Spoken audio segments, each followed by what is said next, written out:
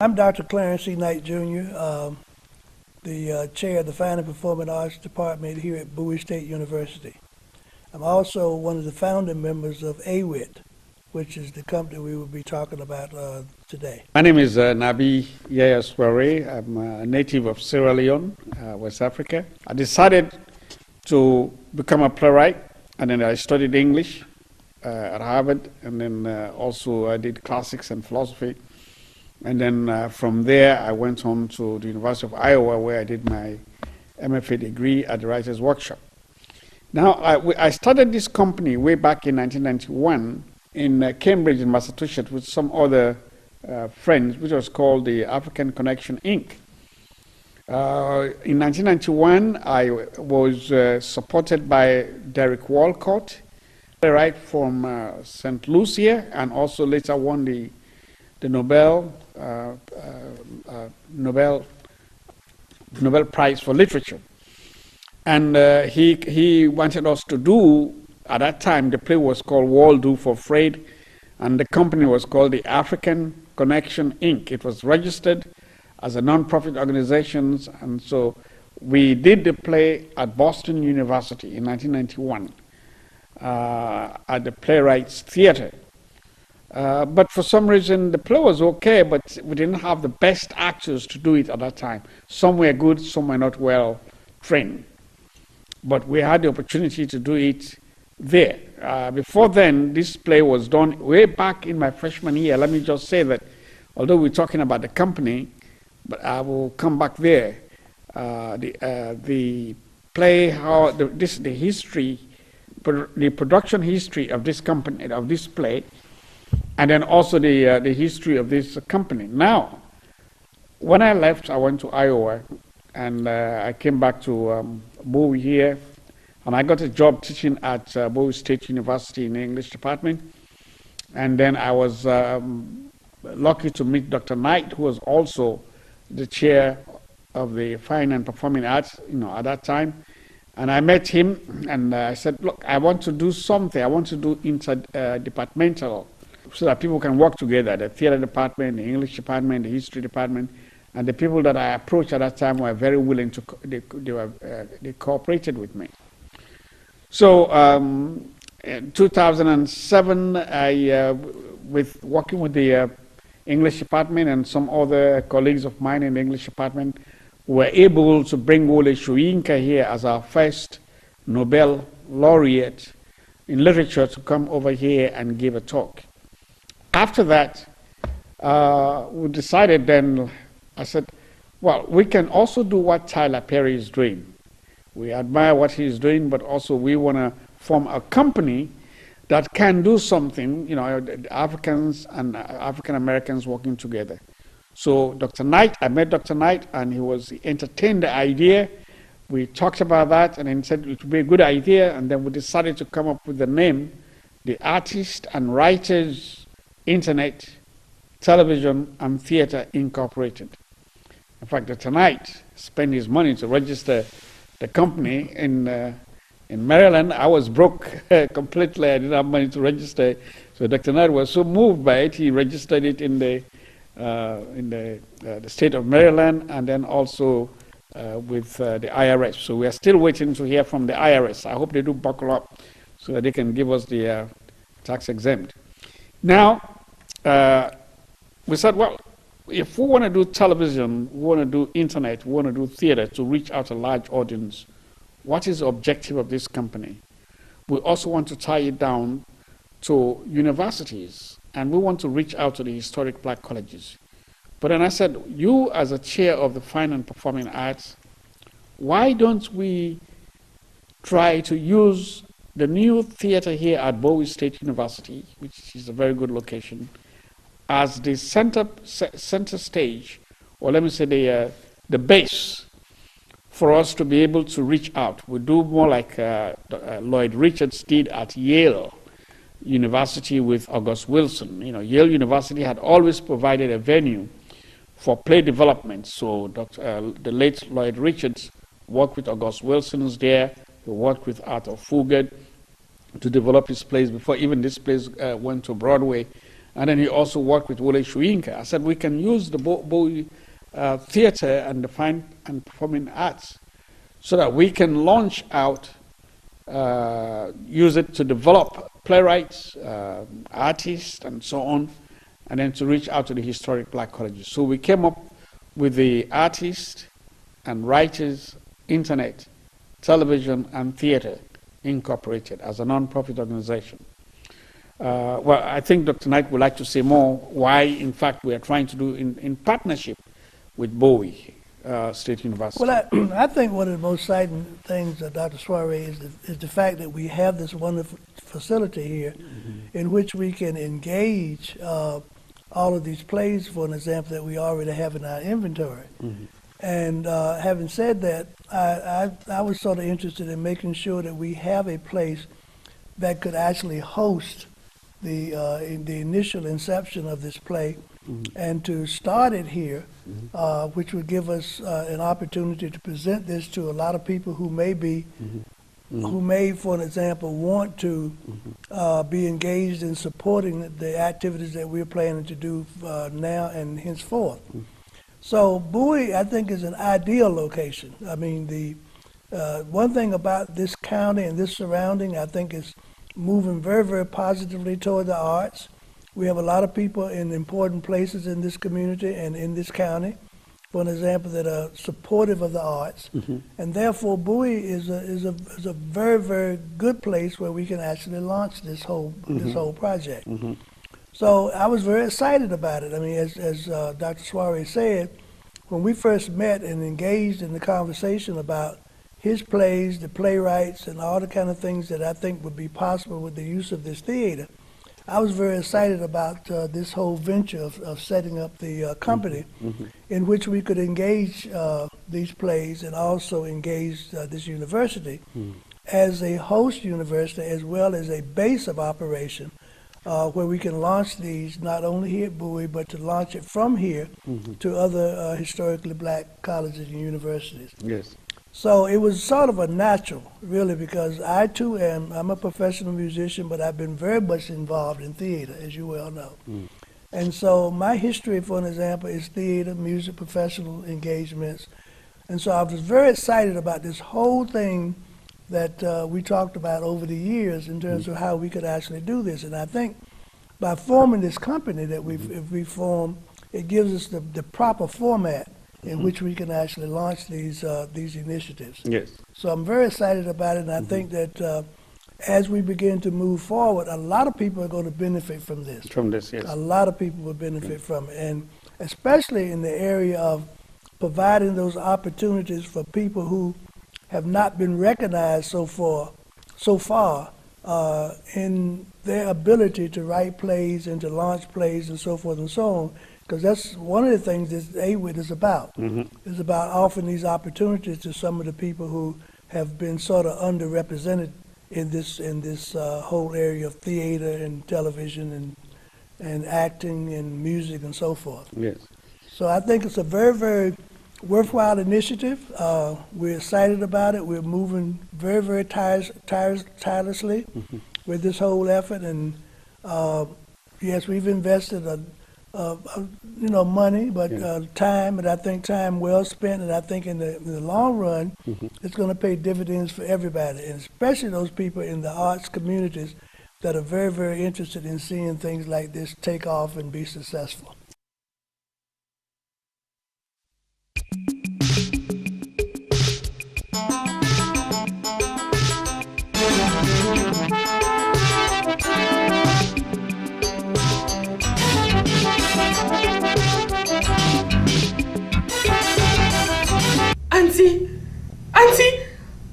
Auntie, they've come for me. What is this, my child? What is behind this strange behavior? Fatu, look at me in my face. What is the matter? Auntie, I am finished. What? What do you mean, Fatimah? They have taken away my life. You will not do this to us, will you? They came for me and took away my life. See, I can't open my eyes. I am now empty like a mortar. Just a wooden gong. There is nothing left in me, nothing! Can't you understand? Oh, Auntie, I am finished.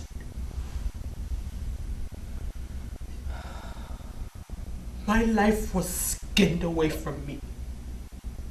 Skinned away from my guts. I fought with all my strength, but I was overpowered, defeated and paralyzed. I watched them running away with it. I cried, "Give it back to me! Give it back to me!" There it hangs. There.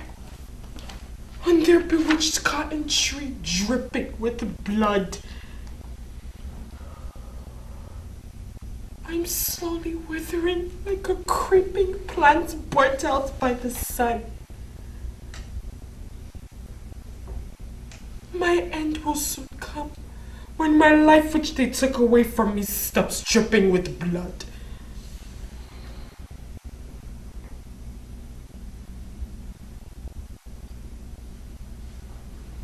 There!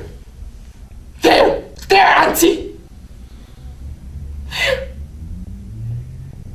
That's her! There.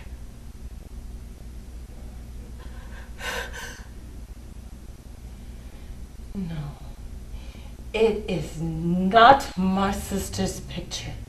That will be the cause of your acting so strangely. No, Auntie! I dream! Oh, Auntie!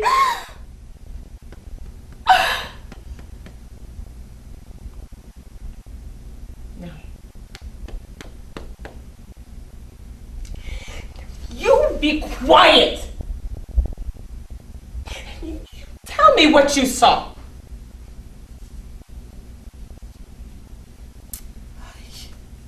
In that dream, I saw a pregnant woman with a sword through her. Her entrails were dripping with blood.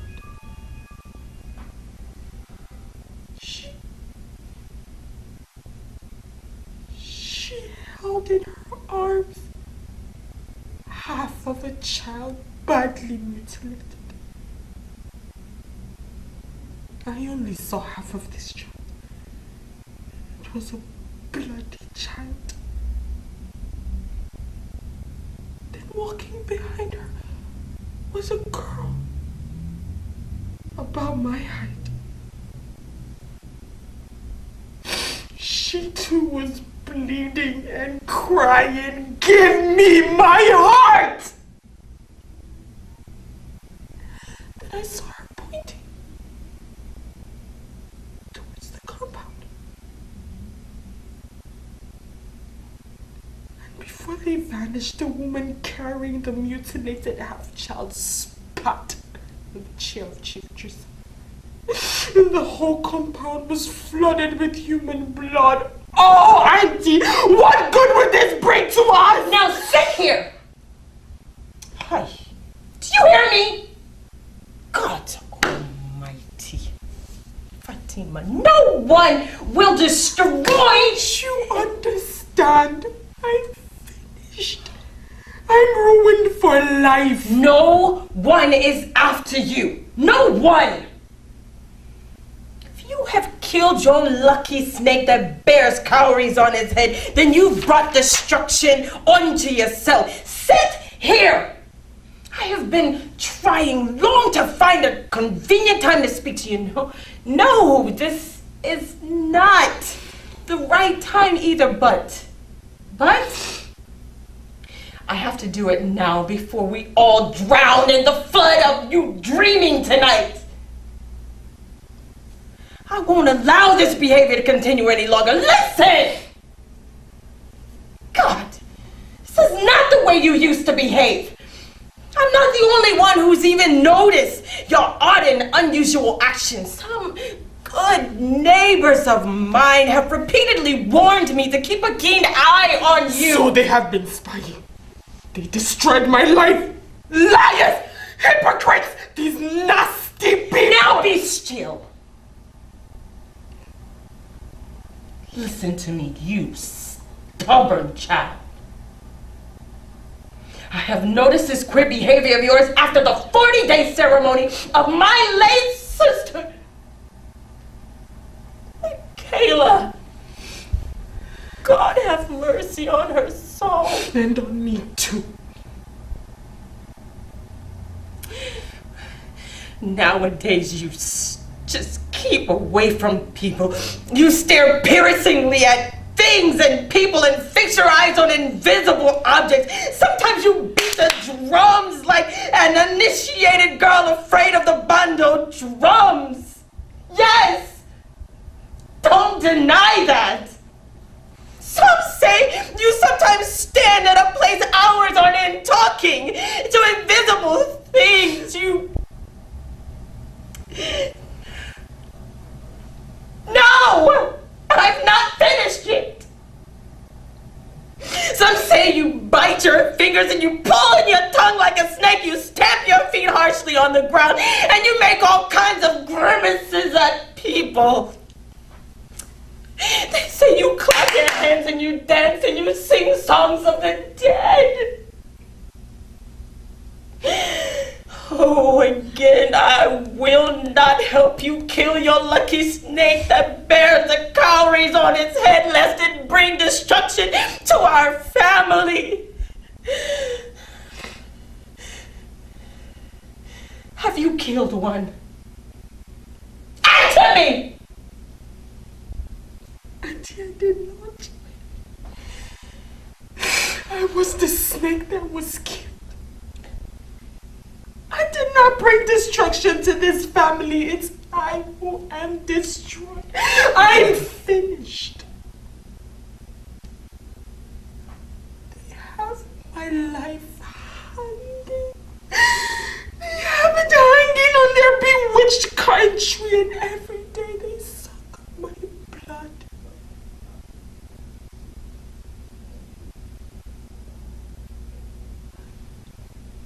Don't you see how pale I am? No, you can't help me.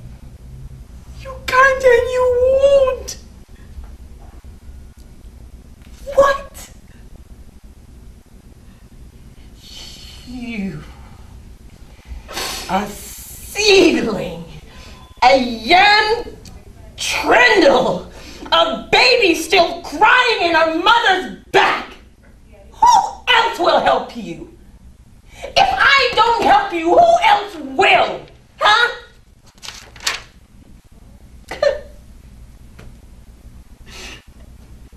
You and your dreams.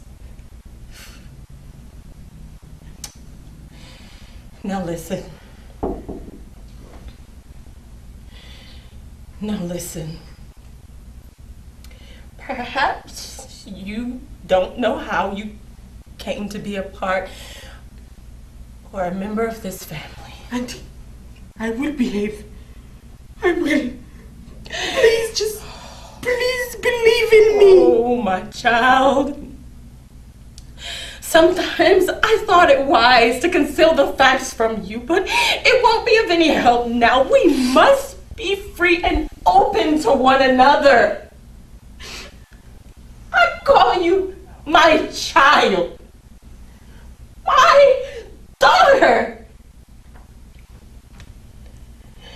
And so did my late sister, Michaela.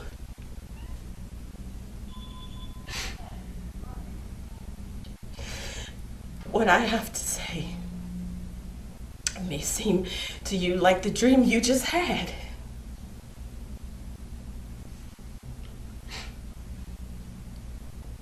Michaela was not your mother. But that's not what it's not what I want to say to you right now. Oh, Auntie, you're crying. Auntie, please don't. Please. You don't know who your mother is. You don't know who your mother was. And you'll never know the likes of her again. She was a woman, strong, beautiful, and loving. Mama Sue was her name.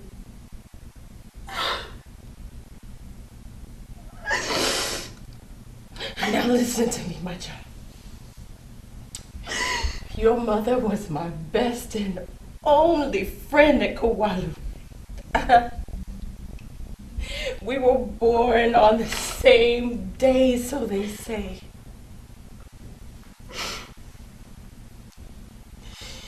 But a strange thing happened that night.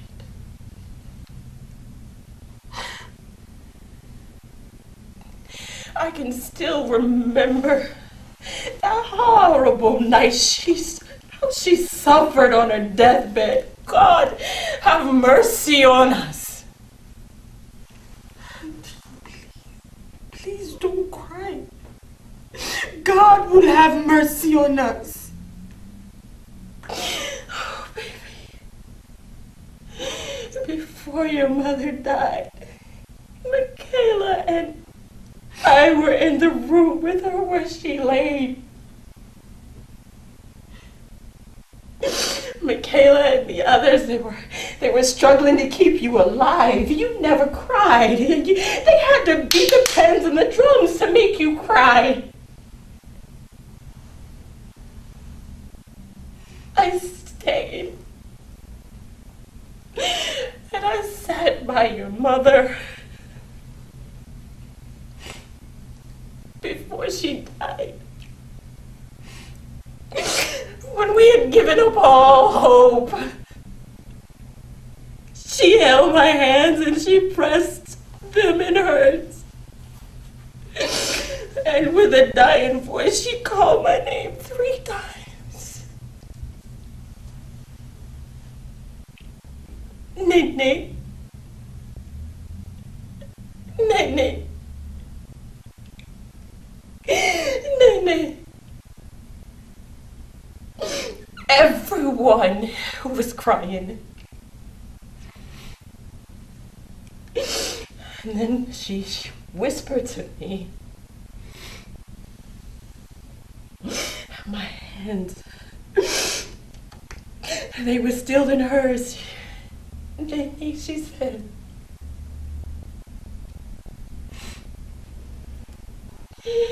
it was God's providence that I should leave behind my own seed. It was ordained by God that the child had to be born by me. I'm dying. But if the baby lives, let it be yours forever. She belongs to you and your sister, Michaela.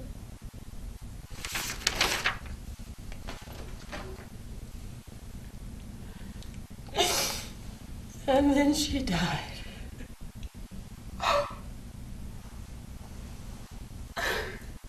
My child. Her last words were like The words that came from God Almighty. It was then that I made this promise to treat you just as I would my own children. And I would rather die than to break that promise. No. You can't do this to me. Fatimah, you must be open with me. I'll do everything to help you.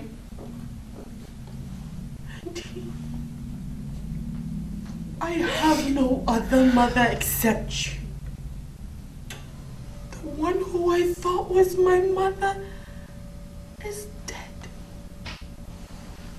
My room mother I never saw. I opened my eyes and I saw you. And until now, I never knew who my mother was. So you must not hide anything from me. Oh, Auntie, I promise.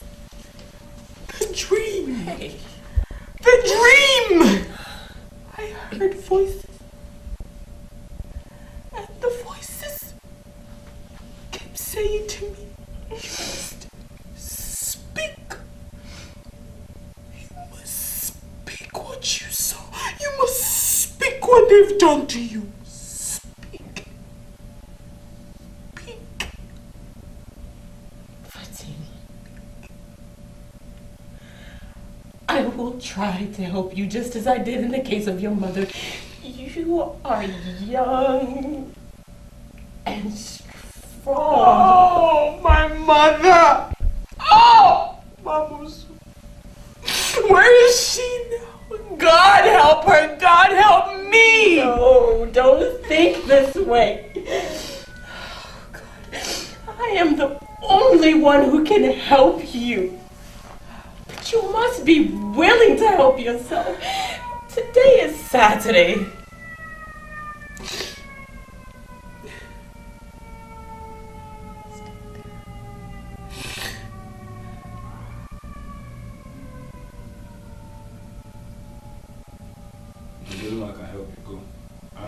I am the only one who can help you, but you must be willing to help yourself.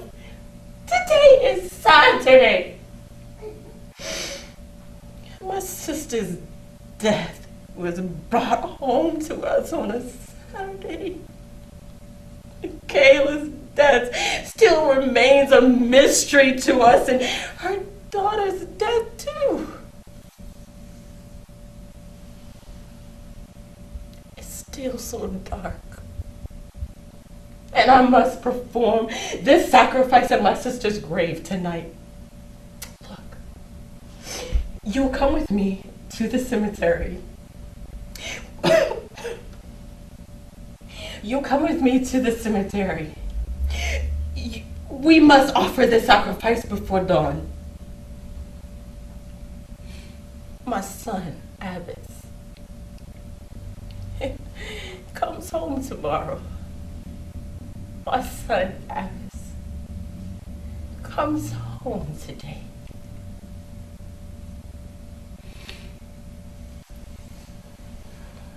For 10 years. He's been away in strange countries. In the land of white people, they say.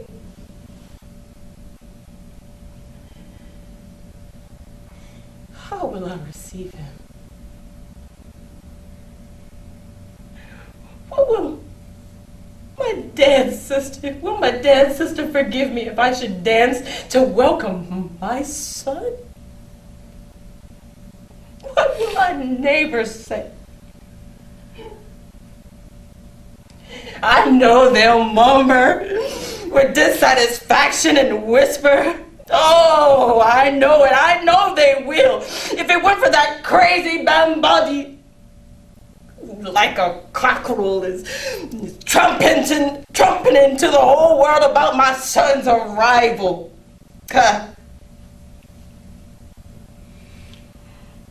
Also, you know that dresser is no longer the chief of this town. Poor man. They took his staff from him. And because of this, he almost lost his senses. He carries his own load on his head. The stars have disappeared. The clouds are still dark.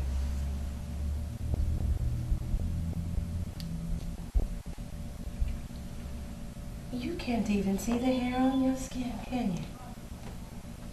No. There! There!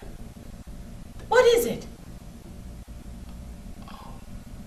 No, I thought it was a fixed star. A fixed star. It was just a shooting star, crossing from one end to the other. We must not stand here. Come. We must do the sacrifice before dawn. I also have to prepare for my son's arrival.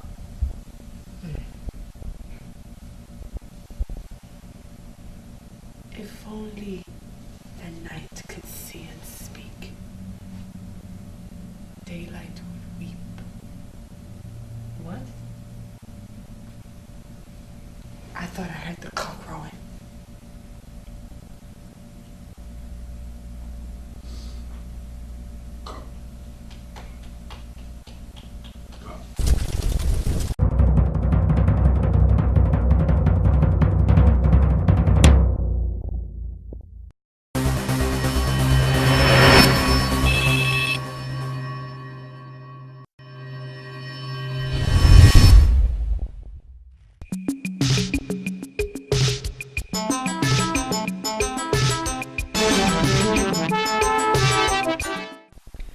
We are at VPS Media Center. I'm your host, Kathleen Von Crosby, and I'll be leading a discussion for the AWIT Theater Project. In the studio today, we have Ms. Cordell Ibekwe, we have Director Shirley Basfield Dunlap, and we have playwright Nabi Yaya Soare. Mr. Soare, our focus today will be on Soare's play, The Rape of Fatimah. Soare. This play was produced in 1980, 1984, 1991, and 1993 in Kissimesmes, Freetown, Sierra Leone. Mostly as a stage reading. Why do you want to do it now for America? Actually, the play, it was set at Kissimesmes, which is the east end of Freetown in Sierra Leone. The play was first produced in 1980 at the Boston Arts Group Theater with almost like an all-African cast, mostly made of Harvard students.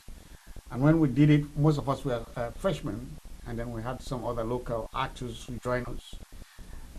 The leading role was played by Akusua Bozier, who later appeared in The Color Purple.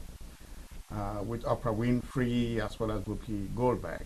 The play was so successful, she played that role, Fatimah, so successfully that I signed a contract. Somebody bought to take the play on the road, but I didn't have much experience in business management. Unfortunately, the production was scheduled to go on the road. But what happened was that the person who bought the rights was actually the father, Joseph Hutchinson, of the Pops group in Chicago. I think he died, so the play didn't go forward. We later did a reading at the Agassi Theater in 1984.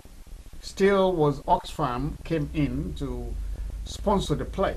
Oxfam wanted to sponsor the play in 1984. So we did a reading for them at the Agassi Theater to do it at the One Center Theater at that time. But the lady, the director who was supposed to direct it he just passed away last week. The late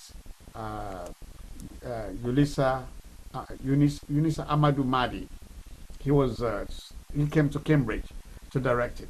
And unfortunately, when his father died, he didn't come back. He had a political squabble with the government of Sheikh Stevens then. So he was badly beaten up and injured. So he was flown back to London where he received medical treatment. So the play didn't go on. I had to just give a stage reading at the Agassiz Theatre. Okay. In 1991, again, we decided to do it at the Boston University Playwright Theatre. And Professor Derek Walcott, who was the artistic director of the theatre, Playwrights Theatre at that time, loved the play. He read it and he said, I want you to do this play in my theatre. Why don't you bring your play at the Boston University Playwrights Theatre? Then we decided to do it. And it was produced by a fellow by the name of Charles Boyle. The production was going well.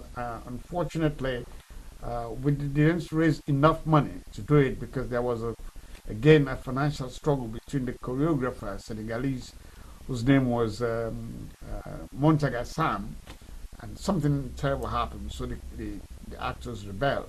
So that, again, was foiled. And eventually, in 1993, when I won, I submitted this play. One of these plays, one of the 3 plays I submitted to the National Endowment for the Arts.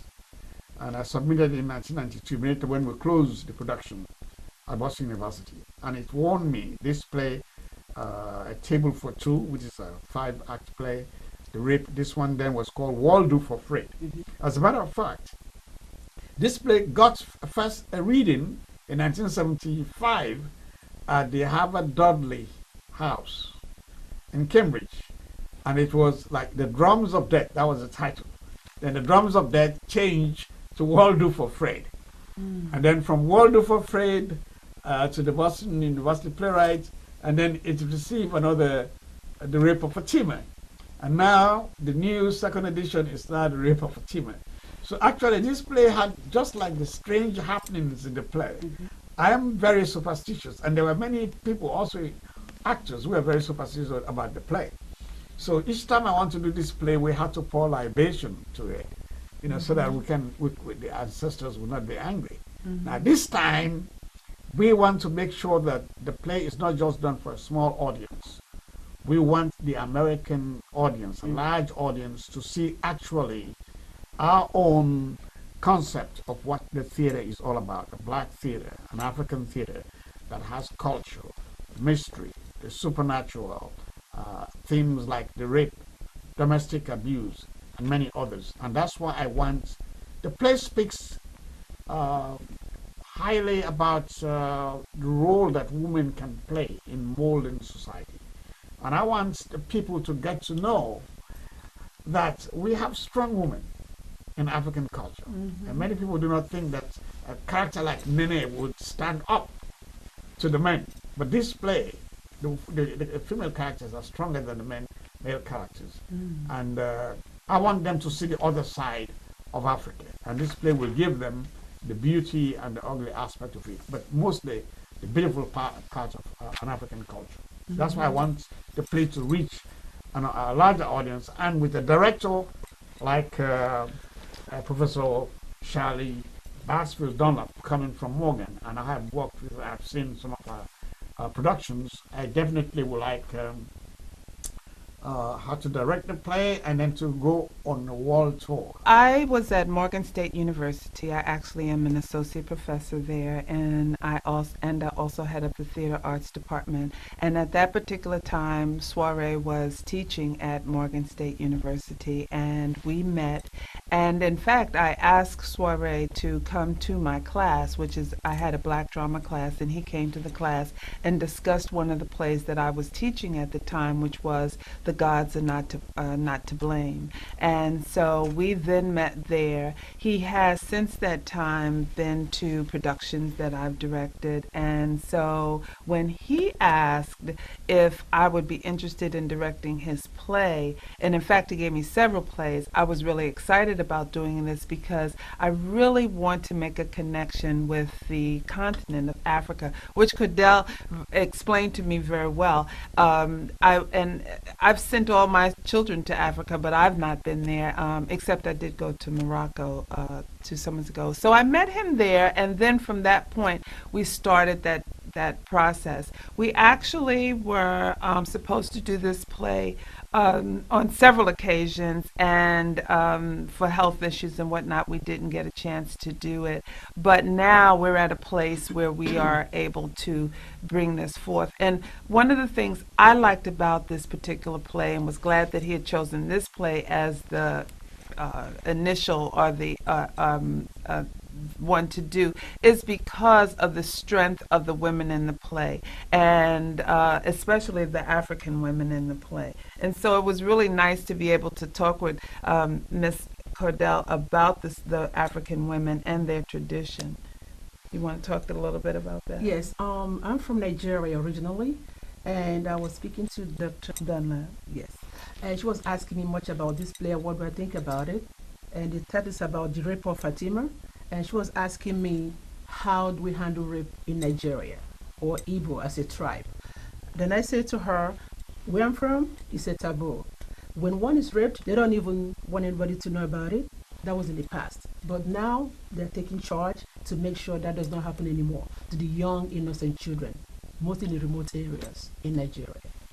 I think it is. I think it is. And the reason why is because not only is February Black History Month, and here we are talking about a black woman, but then we go to the next month, which is March, which is also Women's History Month. Yes. So we're, as my minister would say, we are feeding a bird with two birds with one slice of bread. And so therefore, I think it's a wonderful opportunity to be able to showcase this particular production, not only during Black History Month, to show the heritage of Africa, but also to show the strength of the black woman. And so I think that it is very, very important. I'm looking forward to not only the production of the play, but I'm also looking forward to being able to do conversations, symposiums, seminars to discuss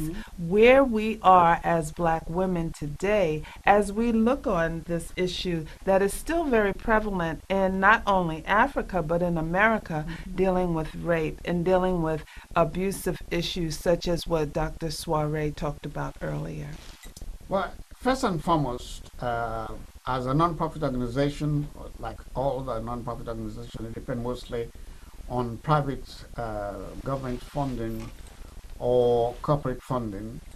We're doing this actually to reach out to Kickstarter and to help us out to be able to get this play going. And then at the same time, Capital One has also expressed an interest in sponsoring this theater project. So we are actually reaching out to as many people as possible to help us get these projects on the right foot. But for now, we want Kickstarter to help us, and at the same time, Capital One and whoever is interested in African culture or in promoting African theater and so on, or bringing African theater to the American community so that they will see the beauty of African culture. Although this is a painful subject, but it also has its beautiful fringes that could make people walk out of the theater with their head raised high to say, yes, not everything is lost. There are also strong women who can correct the mistakes of a society like Nene.